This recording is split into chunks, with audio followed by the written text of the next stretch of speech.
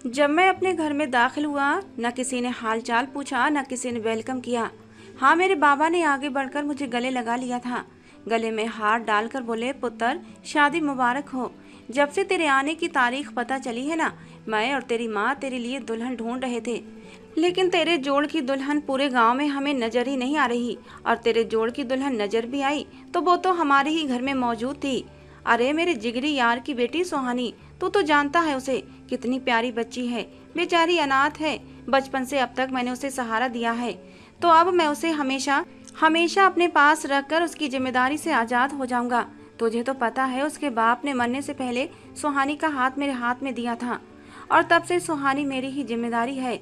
बस फिर क्या, हमने सोचा कि जैसे ही तू हवेली में कदम रखेगा, तेरी शादी सुहानी बेटी के साथ कर देंगे। बाबा की ये बात सुनकर तो मेरा दिमाग चलना बंद हो चुका था। मैं सोच भी नहीं सकता था कि बाबा इतना बड़ा फैसला मुझसे पूछे बगैर ले लेंगे। बाबा अपनी खुशी में भूल गए थे कि मैं आज के जमाने का पढ़ा लिखा नौजवान हूँ। मैंने गुस्से से अपने गले से वो हार उतार कर फेंक दिया जो बाबा ने कुछ ही देर पहले मेरे गले में पहनाया था, और गुस्से से पैर पटकता हुआ मैं अपने कमरे में चला गया। हवेली में बजने वाले ढोल एकदम से बंद हो गए और अब सब तरफ खामोशी थी। इस बात का पता दे रही थी कि उन्हें मेरी नागवारी पता चल चुका है। थोड़ी ही देर गुजरी थी, मेरे कमरे में धीरे धीरे मेरे खानदान के बड़े लोग जमा होने लगे थे। सबसे आगे मेरी माँ थी। कहने लगी, बेटा, ये तूने क्या किया है? तेरे इस व्यवहार की वजह से इस हवेली में मेरी इज्जत खराब हो जाएगी। पूरे गांव को मेरी परवरिश पर गर्व है कि मैंने इतनी अच्छी परवरिश की है तेरी। अगर तू ऐसा करेगा तो लोग क्या कहेंगे कि मैंने ये परवरिश की है तेरी। अम्मा ने अपनी ब्लैकमेलिंग शुरू कर दी थी, लेकिन अपने माँ बाप की हरकत पर मैं गुस्से में था। मैंने कहा, अम्मा, ये कोई तरीका है? मैं पढ़ा लिखा नौजवान हूँ, आपने मुझसे पूछे बिना मेरी शादी तय कर दी और मुझे बताया तक नहीं। ये कहाँ का इंसाफ है? मैं लगभग चिल्ला रहा था। माँ कहने लगी, बेटा, मैं कुछ नहीं जानती, लेकिन अगर तू अपने बाप की बात नहीं मानेगा तो वो मुझे यहाँ एक पल भी रुकने नहीं देगा। इस उम्र में तलाक लेकर मैं कहाँ जाऊंगी? बेटा, मेरा कुछ तो ख्याल कर, और अगर आज तूने मेरी बात नहीं मानी तो मैं तुझे कभी माफ नहीं करूंगी। अम्मा ने ये कहते हुए अपनी चादर मेरे पाँव में रख दी। उनके आंसू मेरे जूते पर बहने लगे थे। मुझे शर्म आने लगी कि मैं कैसा बेटा हूँ कि सारी दुनिया के सामने अपनी माँ को शर्मिंदा कर रहा हूँ। मैंने कहा, अम्मा, ऐसा मत करो। चलो, मैं मान लूंगा तुम्हारी बात, लेकिन एक शर्त पर, कि मैं इस हवेली में एक दिन भी नहीं रुकूंगा। इस शादी के फौरन बाद मैं यहाँ से चला जाऊंगा। मेरी इतनी सी हाँ सुनकर ही मेरी माँ खुश हो गई। कहने लगी, बेटे, तूने जो सोचा है वैसा ही होगा। अभी इनकार मत कर। शादी के लिए पंडित जी आ गए हैं, मेहमान बाहर बैठे हैं। तूने इनकार कर दिया तो हमारी नाक कट जाएगी। बेटे, फिर मैं कहाँ जाऊंगी? तेरा बाप बदनामी से मर जाएगा मगर मुंह से कुछ ना बोलेगा। तेरा बहुत बड़ा एहसान है मुझ पर जो तूने मेरा मान रख लिया। मेरी माँ ने मेरे माथे को चूमा और चली गई। शादी के लिए मैंने अपनी रजामंदी का इजहार कर दिया था। बाबा भी खुश हो रहे थे कि चलो जैसे भी सही, मैंने शादी के लिए हाँ तो कर दी। थोड़ी देर में ही पंडित जी आ गए थे और शादी की रस्में शुरू हो चुकी थीं और मैं शादी के बंधन में बंध चुका था। मैंने सुहानी की मांग में सिंदूर भरकर उसे अपनी पत्नी स्वीकार भी कर लिया था और रस्म दुनिया निभाने को मुझे दुल्हन के कमरे में भेज दिया गया। रात के 11 बजे होंगे। मुझे ना जल्दी सोने की आदत थी और ना ही मुझे गाँव के रस्मों रिवाजों की समझ आती थी। मैंने देखा वो लड़की सर झुकाए मेरे बिस्तर पर बैठी मेरा ही इंतजार कर रही थी। उसकी ये अदाएं देखकर मुझे गुस्सा आ रहा था। मेरे ख्यालों में तो नायला का चेहरा और उसकी आवाज ही बसी हुई थी। मैं उसे किसी भी पल भूल नहीं सकता था। वो शहर में रहते हुए भी मेरी रग रग में उतर चुकी थी। मैं और नायला साथ साथ पढ़ते थे और शादी करने का इरादा भी रखते थे। जैसे ही पढ़ाई पूरी हुई थी, मैं नायला को लेकर अपने बंगले में शिफ्ट हो गया था और जल्दी ही शादी भी करना चाहता था। मगर मैं क्या जानता था कि गांव की हवेली में कदम रखते ही मैं इस जबरदस्ती के रिश्ते में बंध जाऊंगा। खैर, मैंने किसी से कुछ न कहा। मैं जानता था कि मैं आज़ाद हूँ और अपना फैसला खुद कर सकता हूँ और किसी पर तो मेरा रौब नहीं चल सकता था। लेकिन ये लड़की जिसकी वजह से मैं इस मुसीबत में फंसा था, इसे तो सजा मैं जरूर दूंगा। मैंने सोचा कि इसे ऐसी तकलीफ दूंगा कि जिंदगी भर याद रखेगी। मैं उसके करीब गया। मैंने कहा, उठो यहाँ से, नाटक करने की जरूरत नहीं, कपड़े बदलो और बाहर नीचे अपना बिस्तर लगाकर सो जाओ। खबरदार, जो तुमने कभी मेरे पास आने की भी कोशिश की। मैंने तुम्हें अपनी पत्नी स्वीकार नहीं किया है और ना ही कभी मुझसे ऐसी उम्मीद रखना। मैं किसी और से मोहब्बत करता हूँ और उसी से शादी करके रहूंगा। तुम्हारी मेरी जिंदगी में कोई अहमियत नहीं है और कभी मेरे मामलों में दखल अंदाजी करने की भी कोशिश मत करना। मैंने बहुत ही गुस्से और नफरत से उस लड़की को झिड़क कर ये बात कही थी।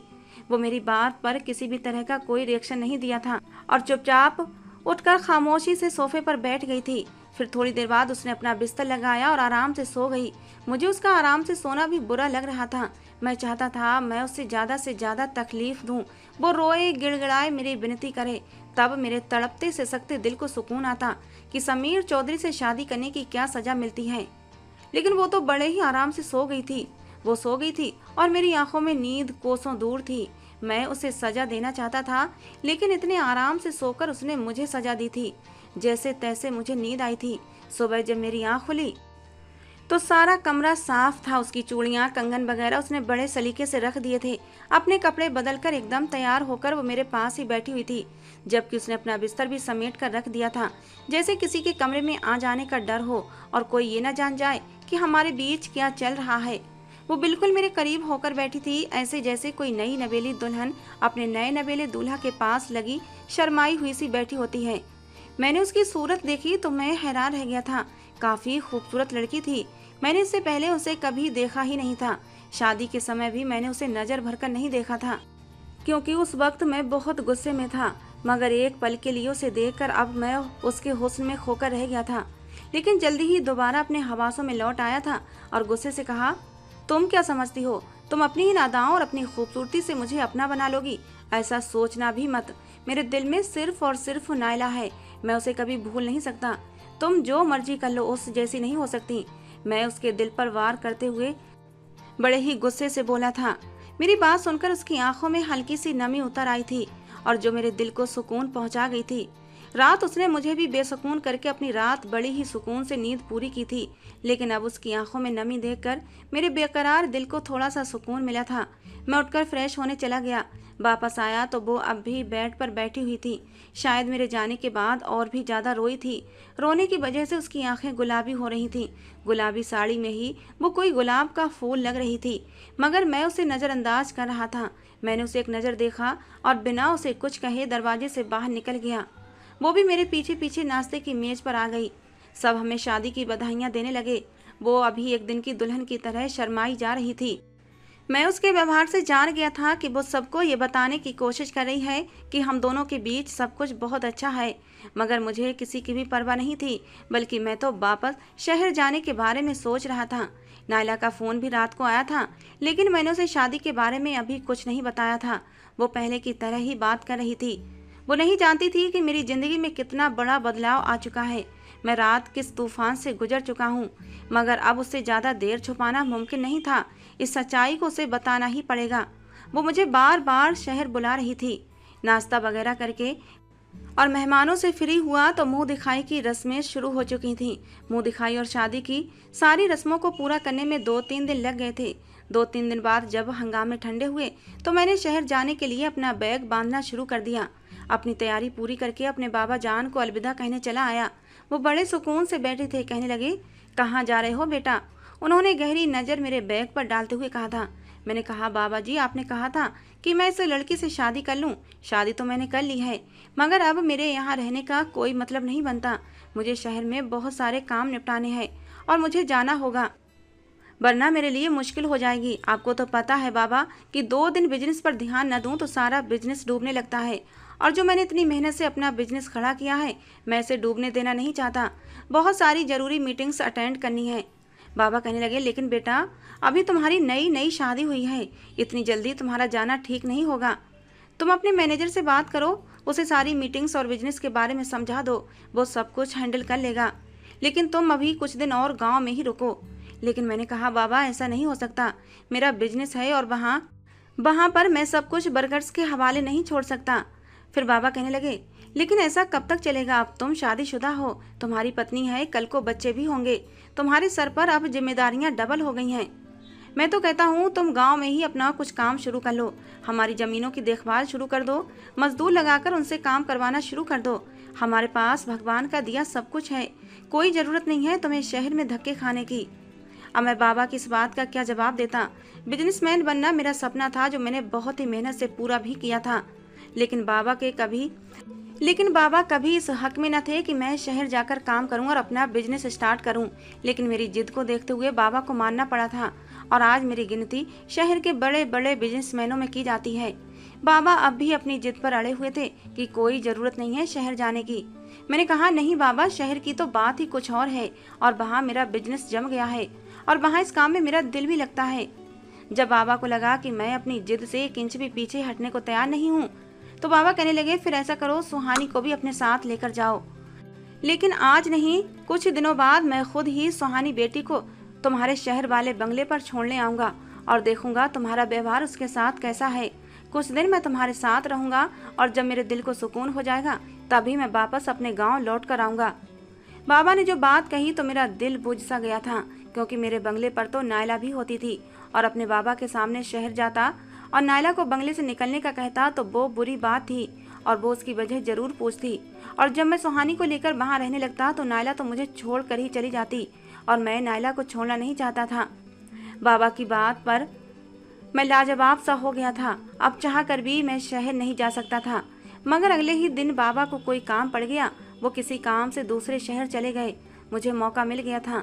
मेरे दिल में मैंने सोचा, आज तो सुहानी मैडम का काम तमाम करके ही रहूंगा।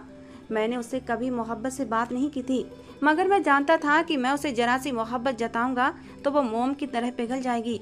और फिर मैंने ऐसा ही किया। वो सजी सवरी किसी फूल की कली की तरह तैयार बैठी थी। मैंने उसे अपने पास बुलाया, मोहब्बत और चाहत के कुछ शब्द कहे और फिर उसे दूध लाने को कहा। मेरे इस नरम व्यवहार पर वो भी एकदम से खुश हो गई थी। वो खुशी खुशी किचन में दूध लेने चली गई। थोड़ी ही देर में गरम गरम दूध गिलास में ले आई थी। मैंने कहा, हमारी जिंदगी की नई शुरुआत हो रही है। मैं चाहता हूँ हम एक दूसरे के हाथ से दूध पिएं। सुहानी की आंखें मेरी बात पर चमकने लगी थीं। यकीनन वो यही समझ रही थी कि मैं सब कुछ स्वीकार करने का फैसला कर चुका हूँ और अपनी पूरी जिंदगी उसी के साथ बिताने के बारे में सोच लिया है। मगर वो नहीं जानती थी कि मैंने उसके गिलास में कौन सी दवा मिला रखी है। सुहानी ने अपने चेहरे पर दुपट्टा रख लिया। कहने लगी, आप अपना चेहरा उधर करें, मैं आपके सामने नहीं पी सकती, मुझे शर्म आ रही है। सुहानी की गवारों जैसी बात सुनकर मैं दिल ही दिल में उसके जाहिलपने पर हंसा था। वो गांव की लड़की थी और गांव जैसी ही बातें करती थी। मैंने अपने दिल में सोचा, आखिरी बार शर्मा लो, उसके बाद तुम किसी को नजर नहीं आओगी। मैं दिल ही दिल में ये सारी बातें सोच रहा था। उसने दूसरी तरफ मुंह फेर लिया। थोड़ी देर बाद सुहानी ने अपना हाथ मेरे सामने किया। इसका मतलब था कि सुहानी दूध का गिलास खत्म कर चुकी है। मैंने सुहानी से मोहब्बत भरी बातें की और कुछ पल गुजरने के बाद सुहानी की तबीयत खराब होना शुरू हो गई थी। ये सब कुछ मेरे प्लान के अनुसार हो रहा था, मगर इसके बावजूद भी सुहानी बिल्कुल भी परेशान नहीं हुई थी। धीरे धीरे वो जमीन पर लेटती चली गई। उसके पेट में दर्द होने लगा था और फिर सुहानी की आंखें बंद होने लगी। मैंने आगे बढ़कर उसे हिलाया जुलाया, मगर उसकी सांसें रुक चुकी थीं। जब मैंने देखा मेरी दवा काम कर चुकी है तो दरवाजा खोलकर सबको चीख चीख कर इकट्ठा कर लिया। सब लोग मेरे आसपास जमा हो गए। कोई सुहानी को हिला रहा था, कोई उसे थपक रहा था, कोई उसके चेहरे पर पानी की छींटे मार रहा था। मैंने सबको पीछे कर दिया। मैंने कहा, हटो इससे पीछे, इसकी मौत हो चुकी है और इसे हाथ लगाने की जरूरत नहीं है। इसे बहुत ही खतरनाक बीमारी हो गई थी जिसकी वजह से इसकी जान चली गई है। तुम लोगों में से कोई भी इसे हाथ लगाएगा तो अपनी मौत को खुद बुलाएगा। मैंने सबको डराया था। सब लोग मेरी बात का विश्वास भी करने लगे थे, क्योंकि मैं शहर का एक पढ़ा लिखा आदमी था और वो सारे गांव के गवाह लोग थे। मैं जो भी बात कह रहा था वो मेरी बातों पर आंखें बंद करके विश्वास कर रहे थे। मेरे बाबा अभी तक दूसरे शहर से नहीं आए थे। वहां से आते आते उनको लगभग 8-10 घंटे लग जाने थे। तब तक मैंने लोगों से कह दिया कि अगर सुहानी की लाश को और ज्यादा यहाँ रखा गया तो हो सकता है कि सुहानी की बीमारी पूरी हवेली में फैल जाए। इस अचानक आफत पर मेरी माँ भी बौखला गई थी। उन्हें भी विश्वास नहीं आ रहा था कि सुहानी मर चुकी है। वो सुहानी के करीब बढ़ने लगी, लेकिन मैंने माँ को रोक दिया कि माँ, आप सुहानी को हाथ मत लगाएं। हम इस गांव के दाता हैं। हमारी वजह से ही गांव पर मुसीबत आई है और ये मैं सह नहीं सकता। अगर सुहानी की ये बीमारी किसी एक भी आदमी को हो गई तो पूरी हवेली में फैल जाएगी और फिर हवेली से गांव में भी फैल सकती है। इसलिए बेहतर है हम लोग जल्द से जल्द सुहानी का अंतिम संस्कार कर दें, ताकि बाद में कोई परेशानी ना आए, हमारा गांव कहीं संकट में ना आ जाए। मेरी बात पर सबने मेरी हाँ में हाँ मिलाई थी और फिर सारे नौकर चाकर मिलकर सुहानी के अंतिम संस्कार की तैयारी में लग गए। मेरे दिल में कोई भी शर्मिंदगी या अफसोस नहीं था। मैं तो बस नायला के सपने देख रहा था। जानता था कि मैं शहर जाऊंगा तो वो मेरा ही इंतजार कर रही होगी। लोगों के सामने मैं मजलूम बनने का नाटक कर रहा था। कभी उदास होता, कभी सुहानी के पास बेबस सा होकर बैठ जाता। औरतें मुझे देखकर हमदर्दी कर रही थीं कि 2 दिन की दुल्हन उसके साथ न रह सकी, उसकी जिंदगी ने वफा न की।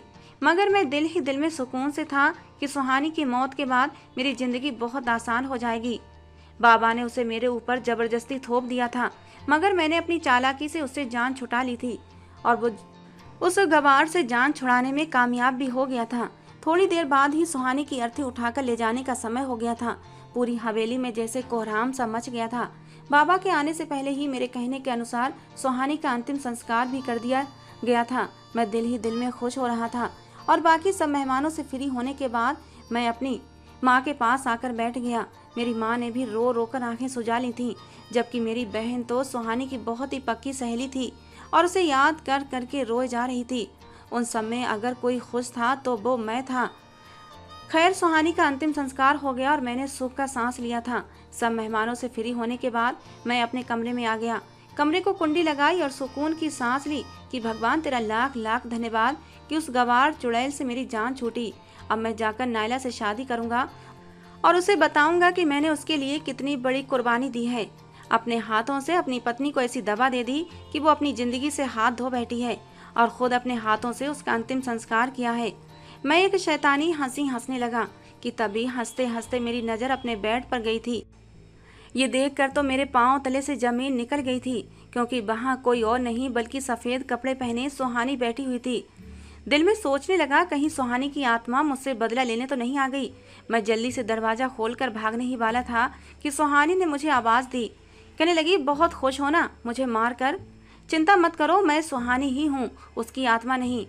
सुहानी ने ये कहकर मेरे सर पर बम फोड़ दिया था। मैंने कहा, सुहानी तुम जिंदा हो? मैंने हैरत से पूछा था। कहने लगी, हाँ, क्यों अफसोस हो रहा है तुम्हें कि मैं जिंदा हूँ? सुहानी ने बहुत ही लापरवाह से अंदाज से पूछा था। लेकिन तुमने ये सब कैसे किया? मैंने हैरत से पूछा था। कैसे किया ये मत पूछो, ये पूछो कि क्यों किया। तुमने हमेशा मुझे धुतकारा, मेरे हुलिये का मजाक उड़ाया। तुम्हें अपनी पढ़ाई पर बड़ा रौब था ना, मगर तुम ये जानते हो कि तुम ये जो डिग्री पर गर्व कर रहे हो, मैं भी तुम्हारे ही कॉलेज की जूनियर टॉपर रही हूँ। मगर मैंने कभी अपनी पढ़ाई पर गुरूर नहीं किया। मैंने हमेशा भगवान का धन्यवाद किया और अपनी पढ़ाई पूरी करके मैं गांव के ही गरीब बच्चों को पढ़ा कर उन्हें शिक्षा दे रही थी। गरीब के मासूम और गरीब बच्चे जिनके माँ बाप गरीबी के कारण उन्हें पढ़ा नहीं सकते थे, तो मैं उनकी पढ़ाई का सपना पूरा कर रही थी। लेकिन तुम मुझे जाहिल और गवार समझकर इग्नोर करते रहे और अपनी मोहब्बत के पीछे भागते रहे।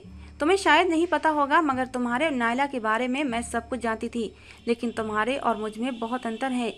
तुम अपनी झूठी ईगो को सुकून देने के लिए क्या से क्या बन गए हो, जबकि मैं अपने जड़ों से जुड़ी रहूंगी। कभी उनसे बगावत नहीं करूंगी, कभी अपने गांव वालों को धोखा नहीं दूंगी। ये गांव मेरा है, यहाँ के लोग मेरे अपने हैं। मैं इनके लिए कुछ करना चाहती हूँ। जब तुमने मुझे दूध दिया था, मुझे उसी समय शक हो गया था कि तुम कभी मुझसे हंसकर बात तक नहीं करते थे। आज इतनी प्यार भरी बातें क्यों कर रहे हो? आखिर ये सब क्या था? मैं समझ गई थी मैं अनपढ़ नहीं हूँ, लेकिन तुमने मुझे चाहे जो समझा, मैं अपने कॉलेज की टॉपर थी। तुम्हें क्या लगा कि मैं तुम्हारी इन हरकतों को समझ नहीं पाऊंगी? मैं सब जानती थी। मैं जानती थी तुम मुझे मारने का नाटक जरूर करोगे। तुम यहाँ से जाओगे और शहर जाकर नायला से शादी करोगे। लेकिन पहले मैंने तुम्हें कुछ भी नहीं कहा था। मुझे लगा शायद तुम्हें अपनी गलती का एहसास हो जाएगा, तुम्हें शर्म आ जाएगी, मगर तुम जैसे लोगों को शर्म नहीं आती। वो अपनी गलतियों पर कभी शर्मिंदा नहीं होते। हाँ, मगर मैंने अपना मामला अपने भगवान पर छोड़ दिया है। सुहानी ने मेरी तरफ देख कर कहा था। आज के बाद मैं तुम्हें अपने हक से आज़ाद करती हूँ। तुम्हें मेरे लिए परेशान होने की ज़रूरत नहीं। वैसे भी हवेली की नज़र में मैं मर चुकी हूँ। मुझे कोई नहीं जानता। जिस अर्थी को तुम चिता के हवाले करके आए हो, सब लोगों को यही लगता है कि सुहानी की चिता जल चुकी है, लेकिन मैं किसी न किसी तरह वहाँ से निकल आई हूँ, क्योंकि मैंने एक नौकरानी को अपने साथ अपने काम में मिला लिया था, वरना तुमने तो मुझे मारने में कोई कसर नहीं छोड़ी थी। और फिर आज तुम ये कैसे कह सकते हो कि तुम कल भी मेरी जान लेने की कोशिश नहीं करोगे? मुझे तुमसे कोई गिला नहीं है। तुम जैसे थे वैसे ही रहो। मैं तुम्हारी जिंदगी से खामोशी से चली जाऊंगी। बस दुआ करूंगी भगवान तुम्हें माफ कर दे और तुम्हें अच्छी राह पर ले आए कि तुम दूसरों के जज्बातों को समझ सको। ये कहकर सुहानी रुकी नहीं थी। उसने खुद को एक चादर में लपेटा और पीछे दरवाजे से हवेली से बाहर निकल गई थी। मैं उसे देखता रह गया था। मैं तो सोच भी नहीं सकता था वो इस कदर पढ़ी लिखी और समझदार लड़की होगी। मुझे अब पछतावा होने लगा कि मैंने ये क्या कर दिया। अगर सुहानी किसी को मेरी हकीकत बता देती तो फिर क्या होता, लेकिन मैं जानता था वो ऐसा नहीं करेगी और फिर ऐसा ही हुआ। अगले दिन वो मुझे वहाँ कहीं भी नजर नहीं आई थी। पूरे माहौल में अब तक उदासी घुली हुई थी। सब लोग मुझे हमदर्दी कर रहे थे। अगले दिन मैंने किसी से कुछ न कहा। बाबा भी आ गए थे और सुहानी की मौत पर बहुत ज्यादा अफसोस और दुख जता रहे थे। मैं जानता था मुझे अब शहर जाने से बाबा नहीं रोकेंगे, क्योंकि मेरा दिल तो पहले ही उदास था। वो मेरी खुशी में रुकावट नहीं डालेंगे। और फिर मेरी पत्नी के मरने के 1 महीने बाद ही बाबा ने मुझे शहर जाने की इजाजत दे दी। वो जानते थे कि गाँव में मेरा दिल नहीं लगेगा। बाबा की इजाजत लेकर मैं शहर वापस आ गया और मैंने वहां कर नायला से शादी भी कर ली और उसके साथ हंसी खुशी रहने भी लगा। नायला मेरी मोहब्बत पाकर बहुत खुश थी। हम दोनों अपनी जिंदगी खुशी खुशी गुजार रहे थे। लेकिन 2-3 महीने बाद जब शादी का खुमार उतरा तो मालूम हुआ नायला में और मुझ में जमीन आसमान का अंतर है। मैं वैसे तो मॉडर्न टाइप का लड़का था, मगर मैं बही जागीरदार और जमींदार वाली सोच का मालिक था, जिससे नायला जैसी लड़कियां चिढ़ खाती हैं। मैं नायला पर पाबंदियां लगाना शुरू की तो उसने मेरा जीना हराम कर दिया। वो कपड़े भी ऐसे ऐसे पहनती कि मैं ही शर्म से पानी पानी हो जाता, लेकिन उसे कुछ भी असर नहीं पड़ता था। मैं उसे कुछ कह भी नहीं पाता था और वो भी मेरी मजबूरी का भरपूर फायदा उठाती थी। वो कहती, समीर तुम तो जानते थे कि मैं इतनी ही मॉडर्न हूँ, फिर क्यों मुंह बना रहे हो? क्यों इस बात के ऊपर मुझसे लड़ते हो कि मैं तुम्हारी बात नहीं मानती? क्या तुम्हें नहीं पता था कि मैं कैसी लड़की हूँ? वो ये बातें कहती तो मेरा दिल कट जाता। पहले नायला की बात कुछ और थी, लेकिन अब बात कुछ और है। अब वो मेरी पत्नी थी, लेकिन उसे ये बात समझ नहीं आती थी। धीरे धीरे हमारी लड़ाई झगड़े बढ़ने लगे थे और इससे पहले कि हम लोग अपनी राहें अलग करते, हम दोनों के बीच एक नन्हा सा मेहमान आ गया था। अब मैं उसके साथ प्यार मोहब्बत वाला बर्ताव करने लगा था, क्योंकि मैं जानता था नायला को इस वक्त प्यार और सुकून की ज़रूरत है। मैं नायला के साथ हर तरह का सहयोग और कॉम्प्रोमाइज करने की कोशिश कर रहा था।